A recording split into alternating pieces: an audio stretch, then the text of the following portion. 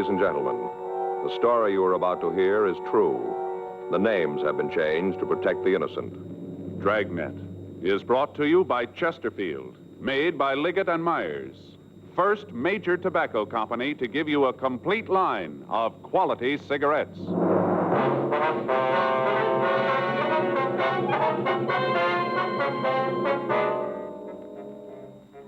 You're a detective sergeant. You're assigned a robbery detail. 2 hold-up men have been operating in your city. You've got descriptions of the men and of the car they're driving.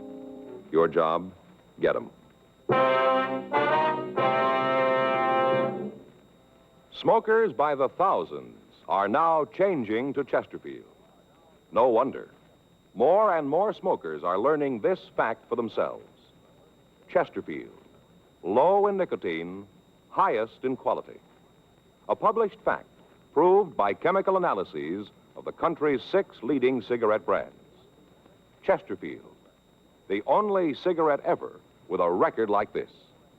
Regular or king size, Chesterfield is best for you.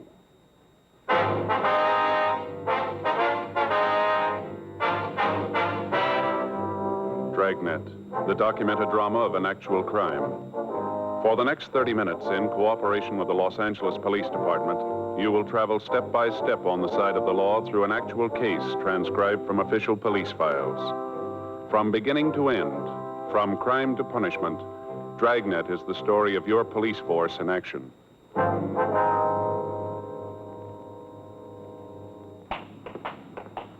It was Tuesday, April 14th. It was warm in Los Angeles. We were working the day watch out of robbery detail. My partner's Frank Smith. The boss is Chief of Detectives Thad Brown. My name's Friday. We were on our way out from the office, and it was 10:46 a.m. when we got to the corner of Calhoun Street and Van Nuys Boulevard. The Universal Hobby Shop. Yes, sir. What can I do for you? We'd like to see Stanley McGowan, please. Oh, Stan's not in right now. Anything I can do for you? When do you expect him? It shouldn't be long. He just went out for some coffee. Hey, sure there's nothing I can do? No, sir. You know where he went? No, I don't. Probably up the street. He'll be right back, though, if you want to wait. All right, fine. Pull up a couple of those stools. Make yourself comfortable. Thank you. You mind if I go ahead with this? I'd like to get it finished this afternoon. No, sir. You go right ahead. Pretty jazzy deals. You seen them? What's that? These boat models. Put them in a bottle. Oh, yeah. Mm-hmm. This is a new one. Just came in. Take a look. Jean Lafitte's boat. Pretty, isn't it? How's that? Lafitte, the pirate, you know. Oh, yeah. How do you get it inside the bottle? Well, the bottle comes in 2 halves. It's cut apart lengthwise. Here, you put the boat in and glue the halves together. There are a couple all finished over there. Look pretty good. Mm-hmm.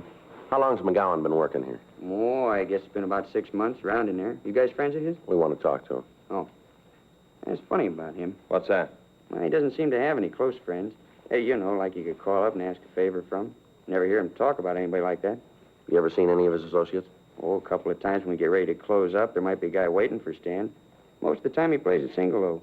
I've tried a couple of times to get him out, you know, stop at the bar on the way home, have a couple of drinks. Stan won't have any part of it, plays it single. Does he have a car, would you know? Not that I've ever seen. Say, will you hand me that gold paint over there? Yeah, sure. This one? No, the small one there. Yeah, that's right. Here you are. Ah, thanks. A little bit of this goes a long way. Touch up the tops of the mast here, and she'll be ready to rig. Well, these friends of his that pick him up, what kind of car do they drive? Say, what are all these questions for? Who are you guys? Police officers. This is Frank Smith. My name's Friday. Cops. Well, what do you want with Stan? He done something? We just want to talk to him. I sure hope it isn't anything serious. I'd sure hate to lose Stan. Is that so? Yeah, he's one of the best riggers we've ever had. There's a couple of his models over there. Take a look. That one in the case, $150, old Ironsides. One of the best boats we've turned out. Stan did that. Sure got a steady hand. And that's what it takes when it comes to rigging, a steady hand. Want to go out now, Rudy?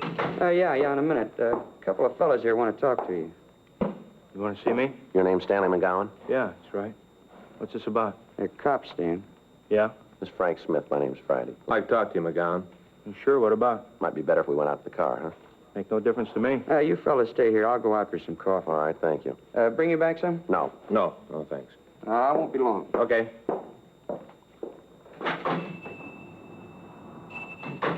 What are you going to talk to me about? You seen Jim Boland lately? No, I haven't. When'd you see him last? A couple months ago. Why? Where'd you see him? He come in here, wanted to know if I could help him out, give him a job, place to sleep. Did you? No, I told him he could bunk at my place for a couple of days till he got squared away. Nothing I could do about a job. Why'd he come to you? I don't know. I met him at Q. Didn't have much to do with him. Hey, why'd you guys come to me? What makes you think I might be running with him? We didn't say you were. Same thing. You figure I know where he is? Well, the record says you knew him. We're just checking it out. I got nothing to do with him. I'm reporting every month. You check with my parole officer. He'll tell you.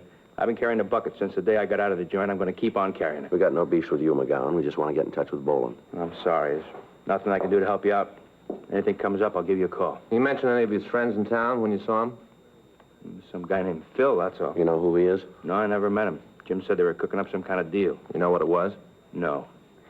Look, I'd like to feed you guys, but there's nothing I can tell you. As far as I'm concerned, I want to stay away from Jim and the crowd he runs with. I want no part of him. I did my time. Couple more months, I'll finish up with the parole. I don't want to fall again. Nothing you can tell us about this guy, Phil, huh? Not a thing. You know where he met Boland? Seems like Jim mentioned it. I think it was some bar down on West 7th. Just a guess, though. I couldn't back it. You know if Phil drove a car? Yeah. You know what kind? It seems like it was a Lincoln, a late model sedan. How about the color? It was dark. I saw it once when he came by to pick up Jim. It was nighttime. I couldn't tell too good. It was just a dark color. Where was this? My place?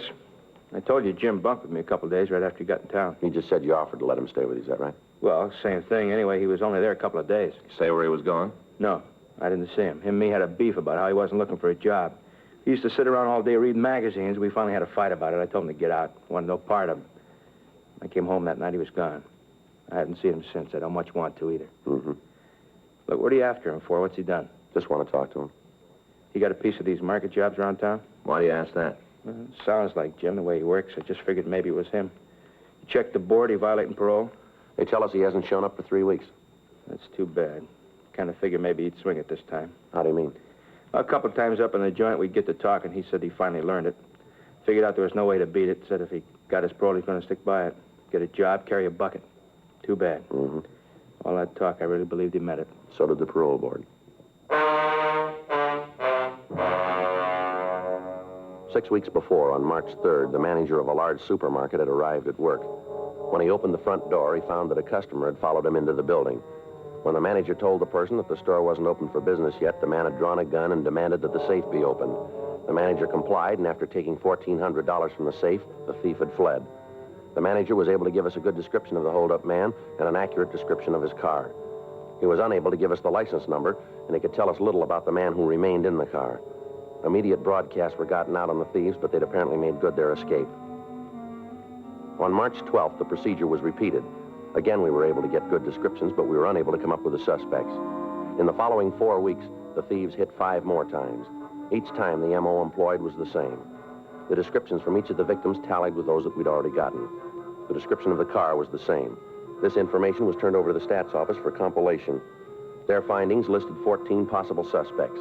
The packages of these men were pulled from R&I, and the mug shots were shown to the victims. In each instance, one picture was picked as bearing a close resemblance to the hold-up man. The prime suspect was identified as James Boland, WMA, 32 years old. He'd been arrested twice for violation of Section 211 of the Penal Code. He'd been convicted once and had been sentenced to San Quentin for a period of from 5 years to life. However, at the prison, his behavior and attitude had been good, and he'd been paroled on February 19th, 10 days before the first holdup. We'd found that Boland had violated his parole and was wanted by the state adult authority. A check of his friends netted us no new information. His relatives could tell us nothing about his whereabouts. The legwork continued. Informants were questioned, but were of no material aid. Saturday, April 18th, 8:46 p.m. I'd just gotten home from work, and I was unlocking my front door.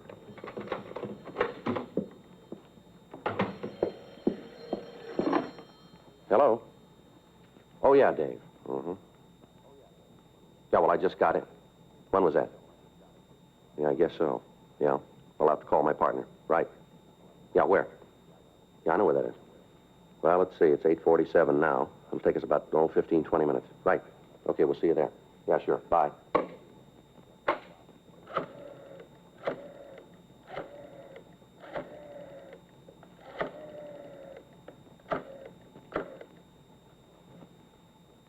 Hello, Fay? Yeah. Frank there yet? What if I could talk to him? Yeah. Oh, Frank? I just got a call from Dave Hyde. Yeah. Says he wants to see us right away. Bar down on 6th Street. Yeah. No, all the way downstairs. Okay. What? Yeah. No, he says he knows where we can find Jim Boland. 10 minutes later, Frank picked me up, and we drove down to the cocktail lounge that our informant, David Hyde, had picked as a meeting place. When we walked in, we couldn't see Hyde, but the bartender told us that he was in one of the rear booths. We walked back. Hi, fellas. Sit down. Hi, Dave. Hi, Dave. What do you got for us? Lousy bum. All the things I did for him. All the things, and now he's got a chance to settle up, and he says he's having no part of me. You talking about Boland? Bowling. What a bum. All I done for him, this is the way he pays me back. Boy, you just wait till I spread the word around. There won't be anybody in town who'll have anything to do with him. He's through in this town. T-H-R-E-W. All right, Dave. Settle down. Give us the word. Where'd you see him? Bar over on 7th. Big man now. Got a roll. Looks like a branch of Fort Knox. A lot of money, but he's too good for his old friends. Too good. Say, how about you fellas popping for a drink for a pal, huh? How about it? You've had enough. Come on. Why'd you see Boland? Just this morning, big man. Got good clothes, driving a big car. Asked him for a loan, just to get squared away, pick up a couple of tabs I got around town. Just see me over the hump. You know what kind of car he's driving? Yeah, big Lincoln. Brand new. Got red leather trim on the seats. Even got one of those seats that goes up and down, but he can't give a pal a helping hand. I spread this word around town, he's really finished.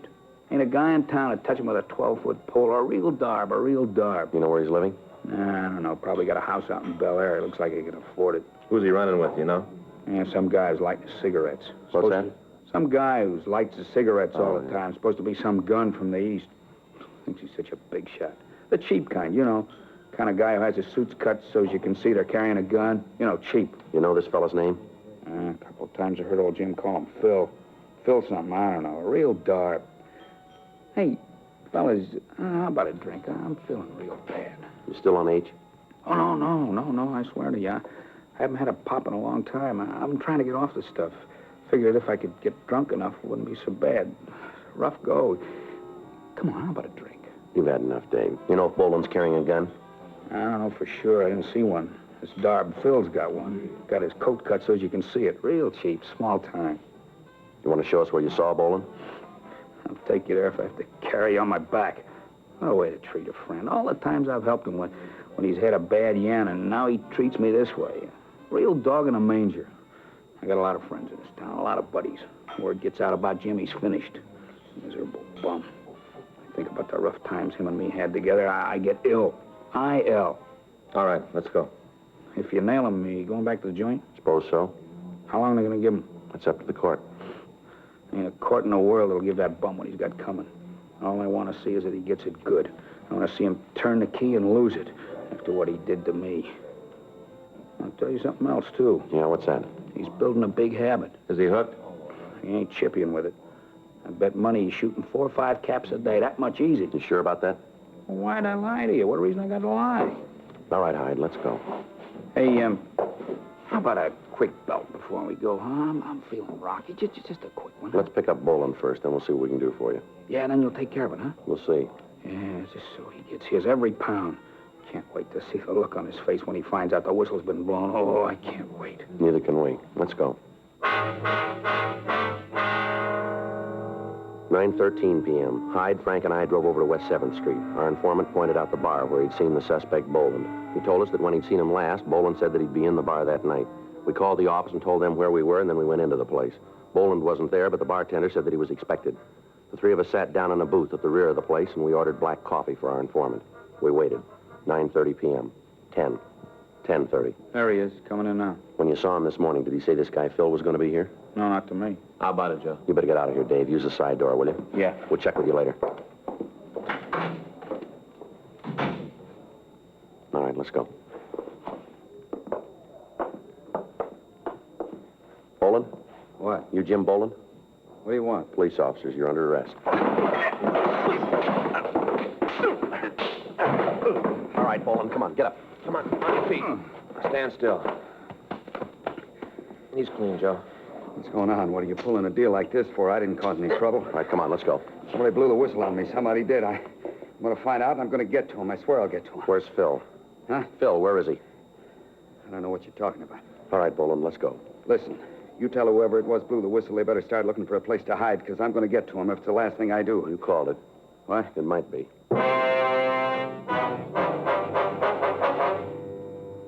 10:14 p.m. We returned the suspect to the city hall and questioned him. He refused to admit any complicity in the holdups. He refused to tell us who Phil was. We talked to him for 5.5 hours, and we got nothing. At 3:30 a.m., he was taken over to the main jail and booked in on suspicion of robbery. We checked out the room that he told us he was living in, but we were unable to come up with anything that would tie him in with the holdups. 3 days passed. On Tuesday, April 21st at 8:30 p.m., a special show-up was arranged. Out of the 7 victims who were present, 5 said that the suspect looked very much like the man who had held them up, but none of them would give us a positive identification. Jim Boland was returned to the felony cell block, and we talked to the victims.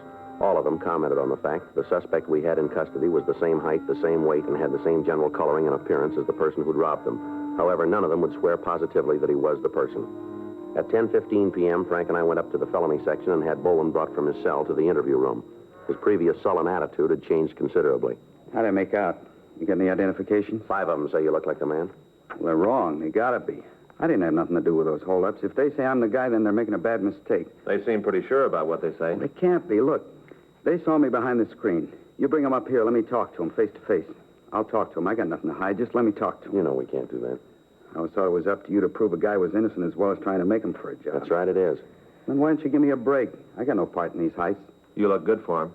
Probably a lot of other guys who do, too, but that don't mean they are. Come on, what do I have to do to make you believe? Why don't you come off of this, Boland? We got you going in. Why not play it smart and cop out? How can I cop out when I got no part in it? I'll lay it out for you. The M.O. used in the jobs matches yours. Big deal. A lot of guys work the way I used to. Physical description we got matches you. So I haven't got 2 heads. A lot of guys look like me. The beef in the bar. If you didn't have anything to worry about, why'd you start the fight? How'd I know who you guys were? Maybe you was out to pull a heist Oh, on me. that's a nice try, Boland, but it won't work. You knew we were officers. Now, why don't you save us a lot of time and tell us the truth here? You guys wouldn't know it if it bit you. There's one way to find out. Yeah? Try it. You got a cigarette? Here. You want one? Yeah.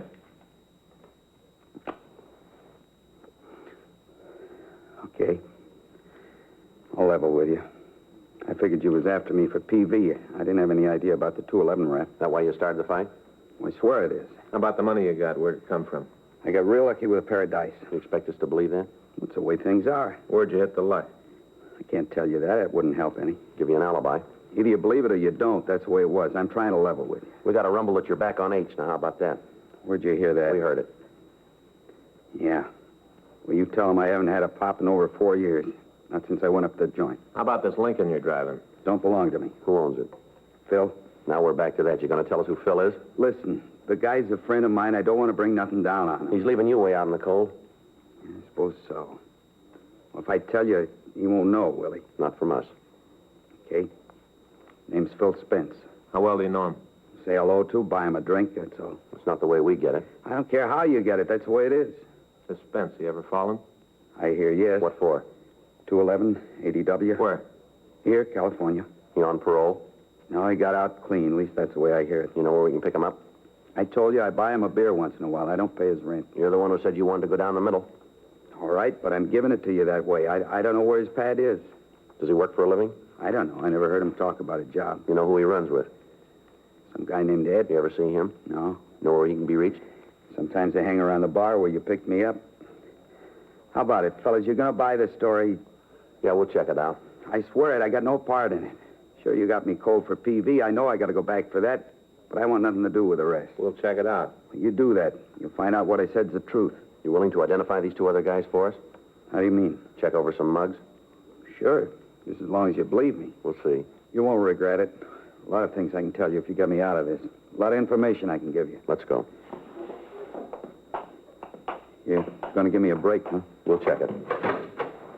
Say, either one of you guys got some extra butts? I'm out. Yeah. Here, take these. Thanks. Anything else you need? Not unless you can fix it for me to shave. We'll talk to the jailer about it. Beard's starting to itch. I'd like to get it off. We'll see what we can do. You going to start checking my story now? That's right. You go to work on it. You'll find out. Yeah, sure. I'll pay you back. Just believe me, I'll pay you back.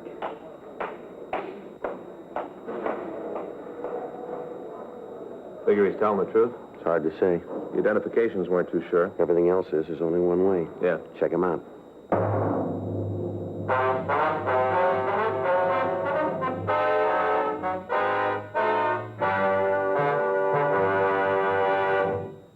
You are listening to Dragnet, the authentic story of your police force in action.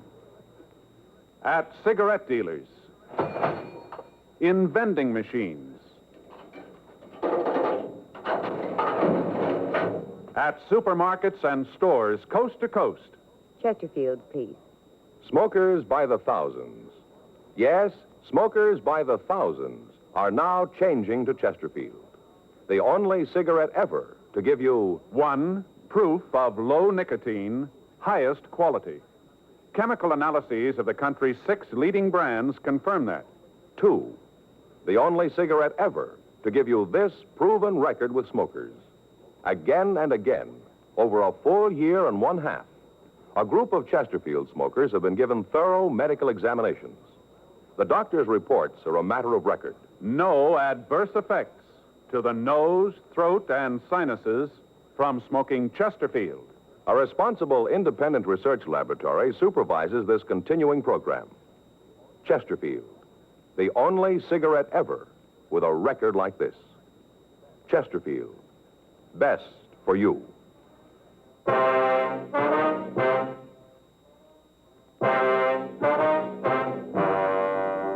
Tuesday, April 21st. After we left the suspect, Jim Boland, at the main jail, Frank and I went back to the city hall and checked the name Phil Spence through R&I. There were 9 packages carrying records for men with that name. 2 of them had served terms for robbery in the state penitentiary at Folsom, California. We got off communications to George Brereton up at Sacramento and to Washington, requesting information on known criminals having that name. 12:30 a.m. We went back to the jail and had Boland brought from his cell. We showed him the mug shots from the packages we had, but he failed to give us an identification. We talked to him about Phil Spence. He gave us all of the information he could about the missing suspect's habits. At this point, we were still not sure that Boland wasn't implicated in the holdups, but we had to check out what facts we had.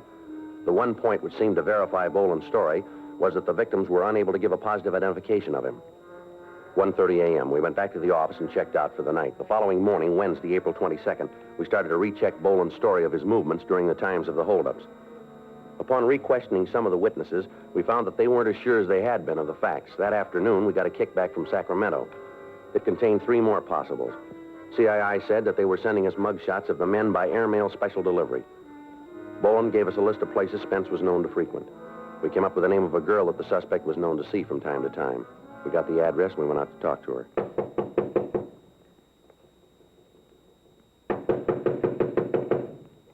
Doesn't look like she's home. We better check with the manager, huh? Yeah. Yeah? You Jane Schofield? Why? We'd like to see her. Who are you? Police officers. Come in. I'm her. What do you want? I'd like to ask you a few questions. I figured that. Move some of those clothes and sit down. Can I get you anything? Drink, maybe? No, ma'am, thanks. thank you. All right. What do you want to talk about? How long's it been since you've seen Phil Spence? Who says I know him? We understand you know him pretty well. I've gone out with him a couple of times. That's the end of it. When'd you see him last? A couple of days ago. Monday night, I think. You know where he is now? No. You know where he lives? Some hotel over on Flower. You know the name of the place? No. You ever been there? No. You know what Spence does for a living? I don't know. Got some kind of a job, I guess. He ever talk to you about what he does? I told you I just been out with him a couple of times. I didn't ask for his birth certificate. I just said I'd go out with him. What are all these questions about anyway? What do you want to talk to Phil about? It's a personal matter. What kind of trouble is he in now? You been in trouble before? I don't know. Just with you cops around, must be something he's done. Spence got any close friends that you know of? Couple. You know who they are? One of them is a guy named Jim something. How about the rest? Fellow he calls Ed. What do you know about Ed? Not much. Is he in it, too? Ma'am? He mixed up in this personal thing you want to talk to Phil about? Maybe. Never did like him. I always figured he'd end up getting Phil in trouble. Phil see quite a bit of him? Yeah. I think he's maybe in some kind of business deal with Ed. You ever say what the deal was? Not to me. One night a couple of weeks ago, he got real looped, and him and Phil were talking about it. What'd they say? I don't know. Phil told me to go powder my nose. I don't know what they said. And how do you know what they talked about? Because when I came back, I heard Phil say something about how the deal was going to work out all right. Then he saw me, and they shut up. Phil owns a car, doesn't he? Yeah, a new Lincoln. You ever let anybody else drive it? Ooh, once in a while, he lets Jim take it. Not often. Phil's kind of touchy about the car. Say, how'd you fellas know about me? Routine. Checking Phil out. Your name came up. Oh, that's all, huh? Ma'am? I'm not mixed up in it. You can answer that better than we can. Yeah. Well, I want you to know that I'm not. I got nothing to do with Phil. Mm-hmm. I mean it. I just met the guy. I had a couple of dates with him. He's hung up in something. I got nothing to do with it. You got to believe that. When are you going to see Spence again? Well, you believe what I tell you, don't you? If he's in trouble, I got no part of it. When are you going to see him again, lady? You mean when have I got a date? Yes, ma'am. Tomorrow night. He's going to pick me up when I get through work. Where's that? Bar down in Olympic. I'm a hostess there. Is that where you met him? Yeah, he came in one night. We got to talk. He asked me for a date. I don't want you to get the wrong idea about it, though. Ma'am? Well, about how I met him. I don't usually go out with the customers. Boss doesn't like it. It's just that Phil seemed kind of different. That's the reason I went out with him. I want you to get that straight. Mm-hmm. Just a minute. Expecting anybody? No, I don't know who it is. Want me to open it? Yeah, go ahead. What took you so long, honey? I got company, Phil. I know. I don't think so. Hi. You Phil Spence? Yeah, who are you? Police officers would like to talk to you. What about? Might be better if we went downtown. For who? What? I don't want to go downtown. You don't have much to say about it, mister. It's a pinch? If it makes you happy, mark it down that way. You want to shake him, Frank? Yeah. Get away from me, cop. What are you doing, breaking up my place? Get out of here! Get out of here and take that cheap bum with you! All right, come on, get out. Come on, get out. You get out of here. Lousy deal. Get out of here, my deal, coming in and breaking up a girl's apartment. Who's going to pay for all this? Who's going to make it right? Just look at the place. Oh, shut up. Why don't you tell me they were here? Why didn't you say something? All right, Spence, let's go. I'm coming. All I want to know is who told you. Who yapped? That lousy Eddie, I'll bet. He's the one. Never should have picked him up. He with you on the jobs? He told you, didn't he? How about Jim Boland? He in with you, too? Oh, that guy hasn't got enough sense to come in out of the rain. He's worse than Ed. Should have known not to get mixed up with that dumb Eddie. I should have known. It always happens. Yeah? You're on with a jerk, you're going to get tripped up. Lousy Eddie shooting off his mouth. Hadn't been for him, you'd never got us. I'm going to tell him off. What's the difference?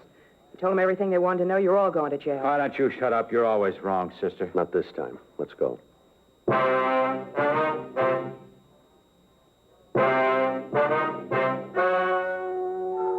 story you have just heard is true. The names were changed to protect the innocent. On August 13th, trial was held in Department 92 of Superior Court of the State of California in and for the County of Los Angeles. In a moment, the results of that trial. Now, here is our star, Jack Webb. Thank you, George Fenneman. Well, this is brief, but I think very much to the point. Chesterfield is the only cigarette that gives you proof of low nicotine, highest quality. That's what I want in my cigarette, and that's what you should look for in yours. Chesterfield, regular or king size, best for you. Try 'em.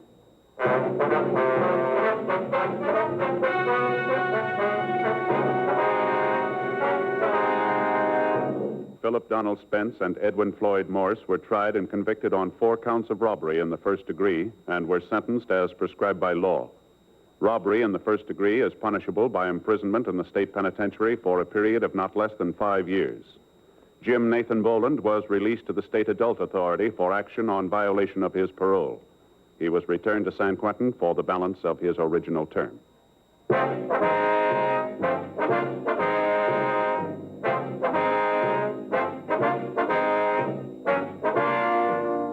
You have just heard Dragnet, a series of authentic cases from official files. Technical advice comes from the Office of Chief of Police W.H. Parker, Los Angeles Police Department. Technical advisors, Captain Jack Donahoe, Sergeant Marty Wynn, Sergeant Vance Brasher. Heard tonight were Ben Alexander, Herb Vigran, Vic Perrin, Michael Ann Barrett. Script by John Robinson. Music by Walter Schumann. Hal Gibney speaking. Watch an entirely new Dragnet case history each week on your local NBC television station. Please check your newspapers for the day and time. Chesterfield has brought you Dragnet, transcribed from Los Angeles.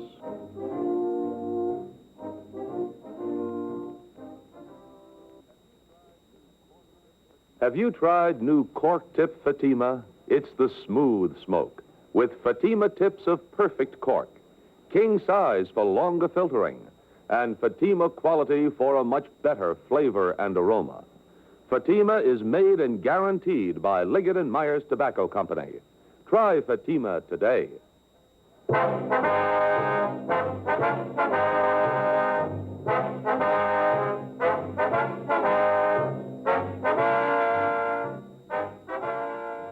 Hear Frank Sinatra as Rocky Fortune tonight on the NBC Radio Network.